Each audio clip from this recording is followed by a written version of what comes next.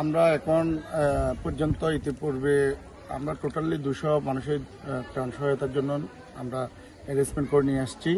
ইতিপূর্বে আমাদের 150 মতো লোকজন ঘরে ঘরে গিয়ে তাদেরকে দেওয়া হয়েছে। আর আমরা এখন আছি চকুলন্ডির 3 নম্বর ওয়ার্ড সাগরপাড়া এলাকায়।